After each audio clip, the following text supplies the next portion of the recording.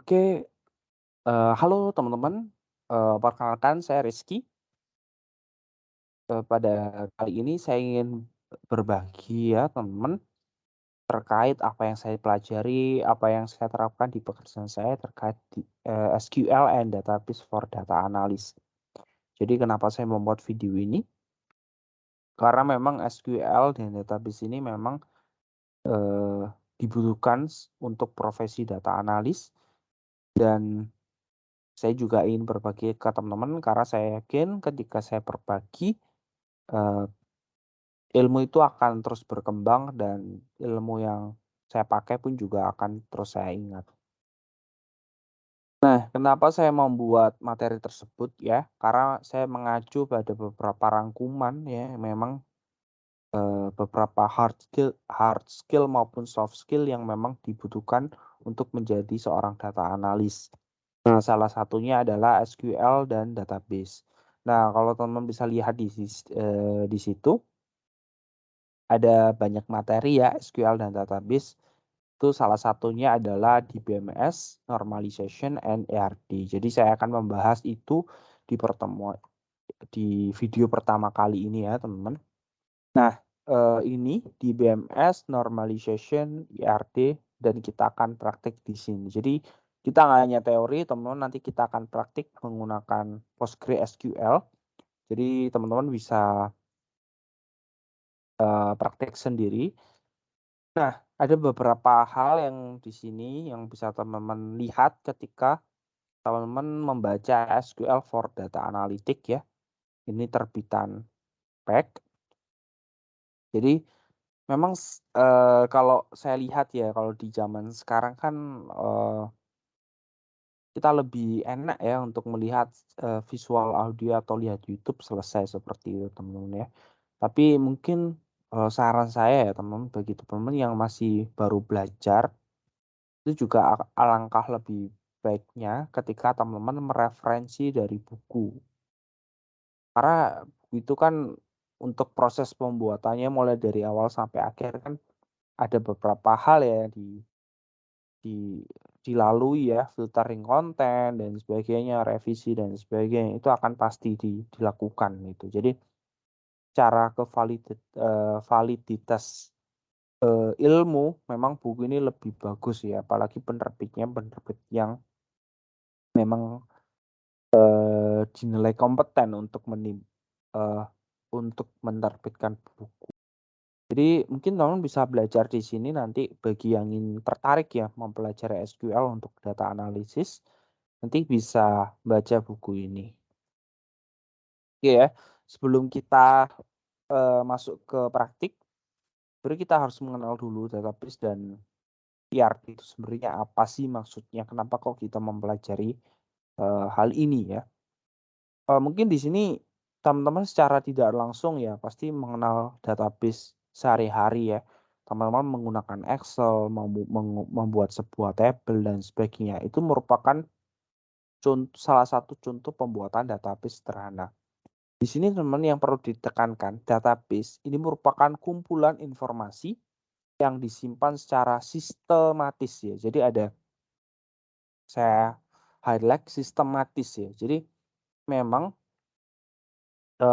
informasi-informasi yang kita kumpulkan atau kita input atau kita buat rekornya, dokumentasi dan sebagainya, itu alangkah lebih baiknya kalau kita simpan secara sistematis, sehingga ketika kita simpan secara sistematis itu akan memudahkan perangkat komputer atau sistem komputer untuk memproses database tersebut ya. Salah satu contohnya gini teman-teman ya, ketika kita menyimpan sebuah data, misalnya data keuangan ya. Kalau kita menulisnya dengan format tanggal itu sudah salah ya. Kemudian kalau kita nulisnya data data keuangan ya, yang harusnya dia formatnya accounting, currency dan sebagainya, kita input ke string dan sebagainya. Itu kan juga tipe datanya nggak sinkron, format datanya nggak sesuai. Nah, itu yang akan menghambat kita ya, menghambat proses nanti dalam pemrosesan data. Sehingga di sini kuncinya adalah sistematis. Jadi penyimpanan data itu nggak boleh sembarangan langsung, oh ada data seperti ini ya udah saya buat tabelnya dan sebagainya. Nah, enggak ya. Jadi memang harus beberapa hal itu memang ditulis di secara sistematis. Nanti kita akan pelajari itu, teman-teman. Nah, kenapa sih kok dibuat sistematis? Karena nanti teman-teman ketika kita membuatnya sistematis, antara satu database dengan database lainnya, itu kita akan lebih mudah untuk menghubungkan. Karena kalau di era sekarang ya teman-teman ya, yang menjadi nilai tambah, nilai penting adalah bagaimana kita menghubungkan satu informasi dengan informasi yang lainnya. Itu akan lebih berguna knowledge-nya.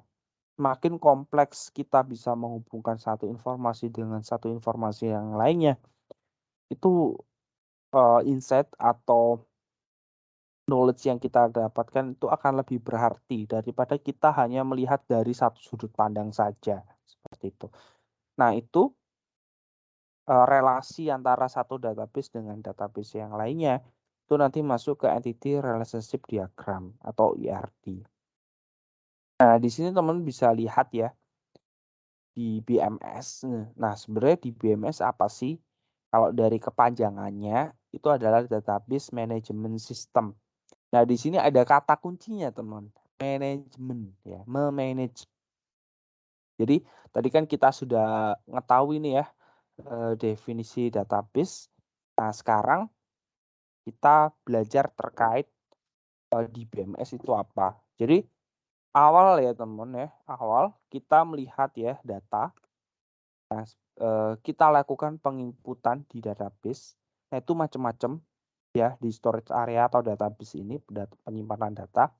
Itu ada relasi database ya, hierarki, flat maupun objek. Jadi tergantung kebutuhan teman-teman itu mau menggunakan apa. Nah, kalau relasi memang antara satu database dengan database yang lainnya itu nanti akan dihubungkan. Kalau hierarki nanti database-nya membentuk sebuah hierarki. Kalau flat database-nya itu flat cuma satu aja, kemudian kalau objek lebih ke objek. Nah, kemudian ketika database tersebut sudah disimpan di storage area, sebenarnya database itu bisa diolah ya di manajemen, di-define, didefinisikan, di-record, query, update, manage data itu ada di BMS. Jadi kasarannya di BMS itu analoginya gini teman-teman ya, seperti kita punya OS atau operasi sistem ya Windows misalnya ya. Nah, Windows ini akan mengelola perangkat-perangkat hardware yang ada di komputer. Nah, sama seperti di BMS, jadi di BMS ini yang melakukan manajemen ya dari storage area ini ya, dari hardware-nya. Itu kemudian nanti di BMS akan mengirimkan ke aplikasi atau ada di BMS lainnya atau langsung ke user. Nah, itu terserah tergantung kebutuhan sistem datanya seperti apa. Nah, beberapa jenis database itu kita bisa gunakan ya, teman-teman di sini. Kita bisa menggunakan macam-macam. Ada MariaDB, Oracle, MySQL, PostgreSQL dan sebagainya. Saya biasanya di pekerjaan biasanya menggunakan MySQL maupun PostgreSQL ya untuk codingnya, untuk query.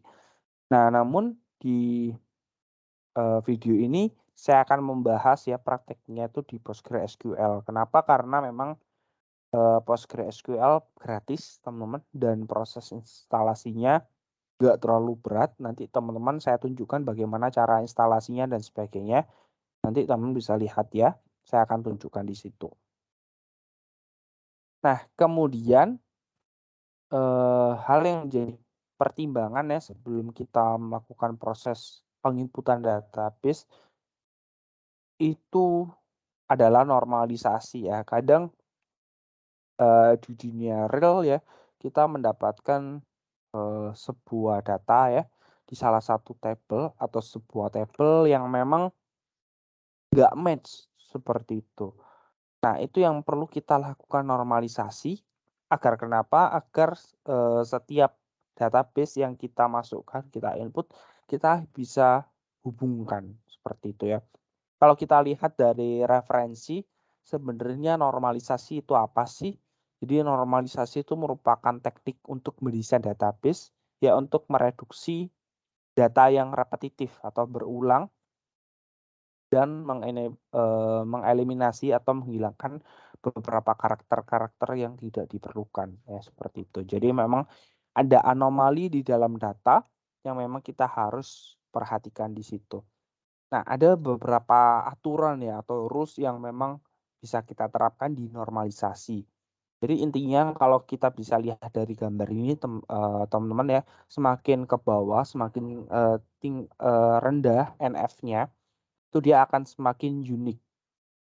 Nah, di dalam sebuah database ya, kalau kita lihat itu ada namanya record maupun atribut, teman-teman ya. Jadi secara terminologi dia memang diterminologikan sebagai atribut maupun record. Jadi record ini adalah row atau baris kalau teman lihat di tabel, sedangkan atribut itu merupakan kolom ya atau variabel, itu atribut. Jadi di sini 1NF memang di sini harus unik. Makanya di 1NF ini kita nanti akan menentukan primary key, nanti akan saya jelaskan apa itu primary key. Kemudian 2NF ya. Apakah masih ada partial dependency ya dan sebagainya. Jadi semakin ke atas dia akan semakin spesifik ya. Seperti itu ya. Jadi semakin tinggi NF-nya itu semakin banyak tabelnya ya. Tabel-tabel kecil itu akan semakin banyak ya. Jadi memang rules-nya normalisasi itu adalah membagi tabel yang lebih besar menjadi tabel yang lebih kecil-kecil ya untuk menghubungkan antar atributnya menggunakan relationship. Jadi tujuannya itu ya agar di dalam satu tabel yang mungkin kompleks dan ketika kita melihat satu tabel itu kita susah menginterpretasikan sebenarnya maksudnya apa sih. Nah, ketika kita lakukan normalisasi, kita bagi menjadi kecil-kecil, itu akan lebih mudah ya kita melakukan interpretasinya. Oke, nah saya nggak akan menjelaskan terlalu jauh di sini ya teman-teman. Saya masuk ke soal aja yang sudah saya buat. Nanti kita akan belajar di sana, di soal itu ya. Nah, teman-teman bisa lihat ya soalnya di sini. Di sini ada beberapa tabel. Di sini kolom ini saya sebutnya adalah atribut karena di database disebutnya atribut dan kan baris adalah disebut record. Teman bisa lihat di sini ya ada beberapa hal yang memang saya garis bawahi yaitu nomor proyek maupun nama proyek. Nah di penulisan database itu kita nggak boleh ya nanti ditulis merger cell seperti ini tuh nggak bisa nanti. Jadi nanti kita akan belajar juga bagaimana cara penginputannya database di coding di Postgre. Nah ini yang menjadi masalah. Nah yang menjadi pertanyaan adalah bagaimana kita melakukan normalisasinya ini ya. Kalau teman melihat di sini ya, ada beberapa hal yang memang harus saya jelaskan dulu, yaitu terkait primary key maupun foreign key. Itu sangat penting sebelum kita masuk ke normalisasi ya. Cuma ini saya jelaskan dulu aja, ini ada beberapa kasus studi case seperti ini. Nanti kita belajar dulu bagaimana sih sebenarnya foreign key maupun primary key. Karena nanti di aturan yang pertama 1NF kita akan berusaha untuk memisahkan ya mana yang masuk primary key maupun foreign key. Itu nanti penting ya untuk mendefinisikan itu. Oke, nah sekarang saya masuk ke sini aja teman-teman ya. Ke materi ini. Nah, ini mungkin saya memang nggak sistematis. Karena ini yang penting ya, bagaimana kita mendefinisikan foreign key maupun primary key.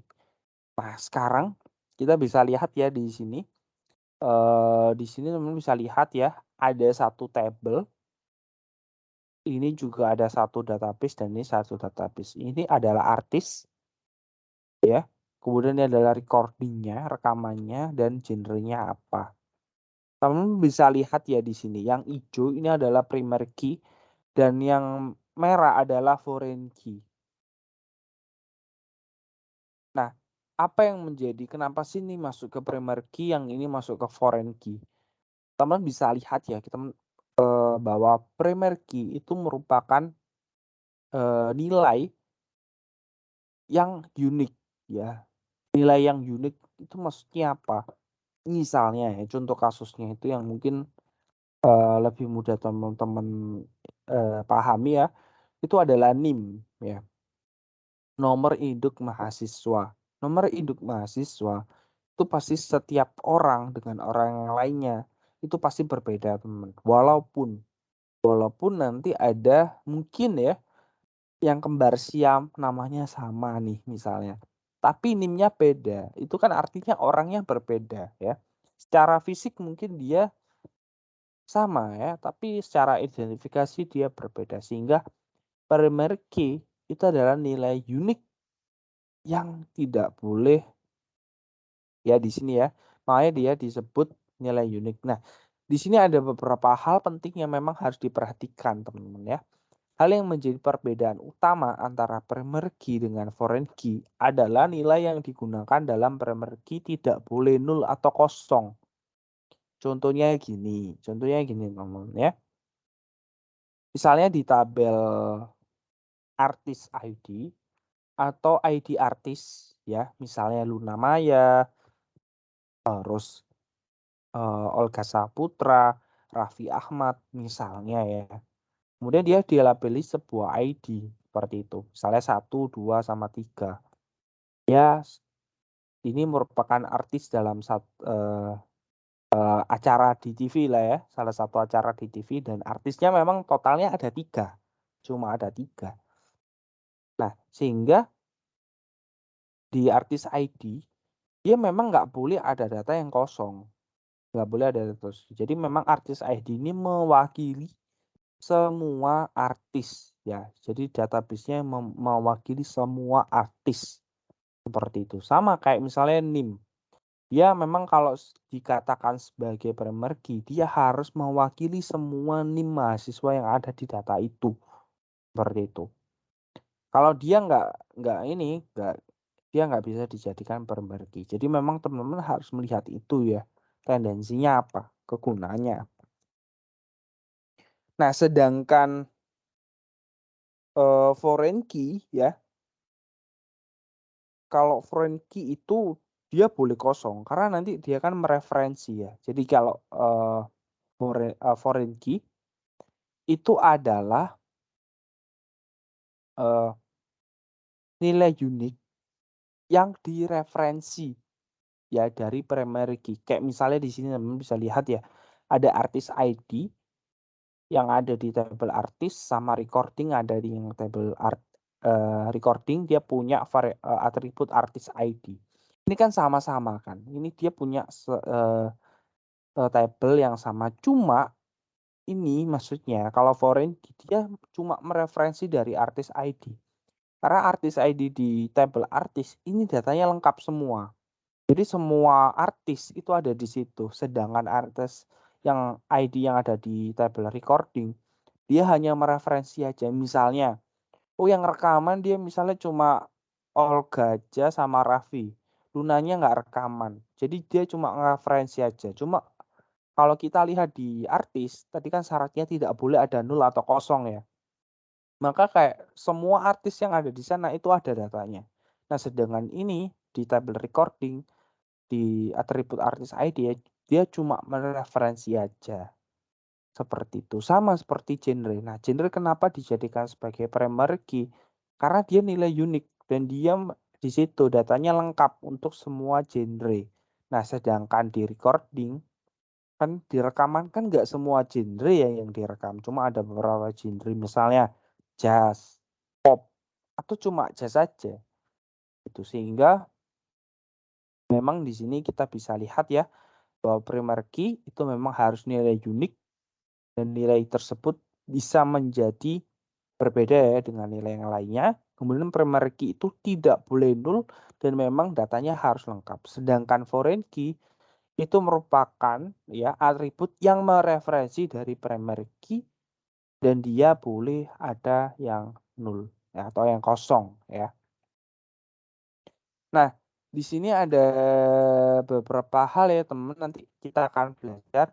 Cuma kita akan belajar bagaimana cara melakukan normalisasi. Tadi sudah saya jelaskan sebenarnya apa itu primary key dan sebagainya ya, foreign key. Nah, itu yang menjadi penting teman. Nah, di sini kita bisa mendefinisikan ya. Sebenarnya yang masuk foreign key maupun primary key itu apa? Teman bisa lihat ya di sini. Untuk misalnya nomor proyek. Nomor proyek itu ada nggak sih pegawai yang nomor proyeknya sama? Ada ya. Nama proyek pun juga ada pegawai yang namanya sama. Cuma yang membedakan di sini ya, yang paling membedakan antara satu pegawai dengan satu pegawai lainnya adalah nomor pegawai. Jadi kayak misalnya Anton ya, nomor pegawai 1, nomor pegawai 2 itu dia sangat unik ya teman ya. Walaupun lah misalnya namanya saya ganti sama, misalnya nomor pegawai 01 Anton, nomor pegawai 2 Anton juga. Nah, mungkin dia namanya sama, dia kembar mungkin, tapi secara orang kan dia berbeda. Maka dari itu dia diidentifikasi dengan nilai unik, yaitu adalah nomor pegawai. Nah, sementara golongan, besar gaji dan sebagainya, nah itu kan nanti kita akan bahas. Nah, sekarang kita bahas terlebih dahulu bagaimana cara melakukan normalisasi yang pertama. Karena ini penting teman ya. Bagaimana kita melakukan normalisasi yang pertama. Pertama, yang harus kita perhatikan adalah dalam penulisan data, kita nggak database, kita nggak boleh ya melakukan merge cell. Karena nanti di komputer tidak akan terbaca dan hanya terbaca satu baris saja. Jadi kalau misalnya saya melakukan merge cell ini, nanti yang terbaca adalah baris yang pertama yaitu pegawai 1 Anton ini. Nah, sedangkan yang lainnya kosong. Sama seperti nama proyek ya, sama. Jadi yang terbaca adalah baris yang paling atas seperti itu. Kayak Pemda yang terbaca ya Anton aja, yang lainnya kosong. Sehingga penulisan seperti ini kalau di database nggak boleh ya, nggak sistematis. Maka dari itu kita nulisnya seperti ini, kita jadikan seperti ini, kemudian nama proyek pun juga kita jadikan satu persatu seperti ini. Nah, kita di sini yang di normalisasi yang pertama, hal yang harus kita lakukan adalah menentukan primary key. Nah, primary key-nya apa? Yaitu nomor proyek dan nomor pegawai. Kenapa nggak nama proyek? Nah, seperti ini teman. Karena seperti yang saya jelaskan tadi, untuk nomor pegawai ya, ini seperti NIM ya. Walaupun lah namanya sama, mukanya sama, tapi kan sebenarnya dia dua individu yang beda.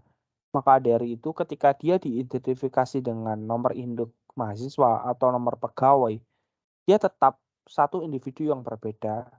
Dan pasti ya, orang kembar dan sebagainya pasti punya sifat dan perilaku yang berbeda juga, walaupun dia kembar identik dan sebagainya. Jadi nomor pegawai ini bisa kita bilang adalah sebagai primary key. Nah, sedangkan nomor proyek itu mengacu pada nama proyek ya. Kayak misalnya NP01 itu artinya PRR, sedangkan NP002 itu masuk ke Pemda. Jadi di sini kita bisa lihat ya bahwa memang untuk primary key itu biasanya ciri-ciri adalah berupa kode, ada angkanya dan sebagainya teman-teman. Dan kita bisa lihat, kita bisa identifikasi di sini adalah nomor pegawai dan nomor proyek. Jadi dari kasus ini yang pertama merge cell-nya saya hapus, saya jadikan satu persatu.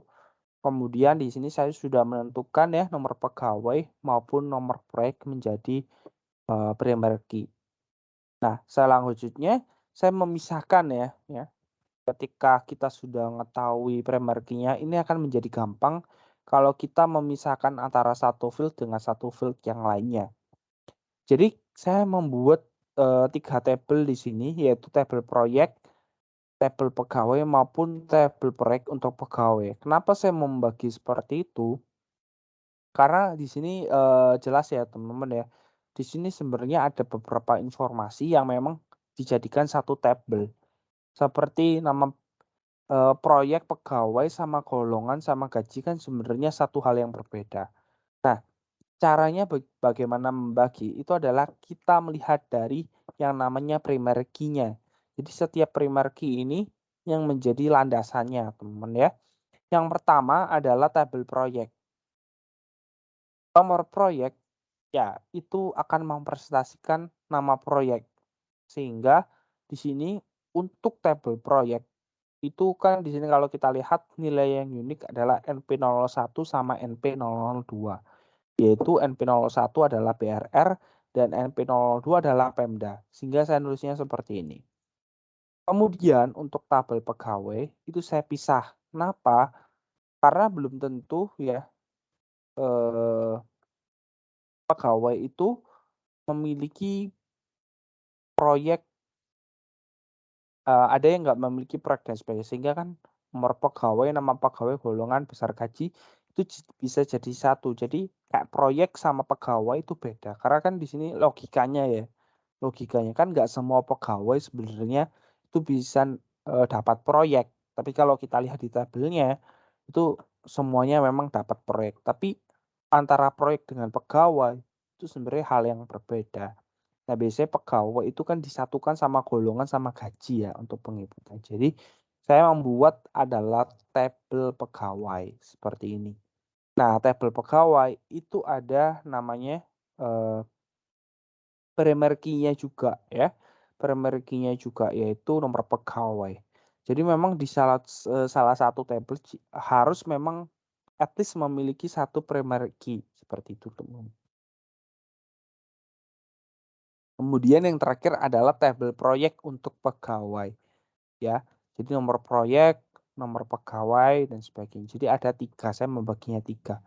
Kemudian pada tabel pegawai masih ada masalah, yaitu besar gaji masih tergantung pada golongan ya. Misalnya golongan A 1 juta, B 900.000 dan C 750.000. Padahal golongan bukan merupakan primary key. Ya, pada tabel pegawai tadi field non kunci golongan dan besar gaji harus dipisahkan. Nah, maksudnya seperti apa sih teman-teman? Kenapa sih kok golongan tidak masuk pada primary key padahal kan dia mempresentasikan besaran gaji. Kalau teman-teman lihat di sini golongan A misalnya, dia mempresentasikan besar gajinya 1 juta, A 1 juta, C 750 dan B 900.000. Dan itu pasti seperti itu, teman-teman ya. Tapi kenapa kok golongan tidak mempresentasikan sebagai uh, primary key ya? Karena golongan dia hanya mempresentasikan besar gaji aja, sedangkan nomor pegawai itu dia linknya banyak ya, teman ya. Nama pegawai itu pasti golongan, besar gaji dan sebagainya itu nurut ke sana gitu loh. Sedangkan golongan ya dia cuma besar gaji aja. Jadi dia cuma seperti apa ya? Cuma sebagai skala aja kayak nilai nilai 90 sampai 100 A misalnya. B sekian dan sebagainya. Jadi dia cuma seperti labeling aja ya teman. Tapi dia tidak mempresentasikan sebuah nilai yang unik. Nah, maka dari itu sebenarnya kita bisa pecah lagi untuk golongan maupun besar gaji ini kita bisa pecah lagi menjadi satu tabel yang berbeda. Seperti itu, yaitu tabel golongan. Karena kan tadi ya, seperti kita lihat di sini, kalau A mesti 1 juta, kalau B mesti 900.000 di sini. Kalau C 750. Artinya kan golongan A pasti gajinya sekian, B sekian, C sekian kayak gitu ya. Jadi kita bisa lihat di sini kita sudah punya 4 tabel. Nah, ya seperti itu ya. Jadi seperti itu. Jadi untuk aturan normalisasi itu akan semakin ke bawah itu semakin banyak tabel yang kita bisa buat. Yang penting kita bisa meninjau sebenarnya mana sih primary key-nya dan bagaimana penulisan database sistem yang berbeda-beda. Sehingga kalau kita lihat dari sini, itu kita bisa loh hubungkan antara nomor proyek, ya misalnya tabel proyek ini ya, kita hubungkan sama tabel proyek untuk pegawai. Nah itu kita bisa hubungkan. Kemudian saya misalnya pengen hubungkan antara golongan ya di tabel pegawai dengan tabel golongan. Itu kita bisa input di sini.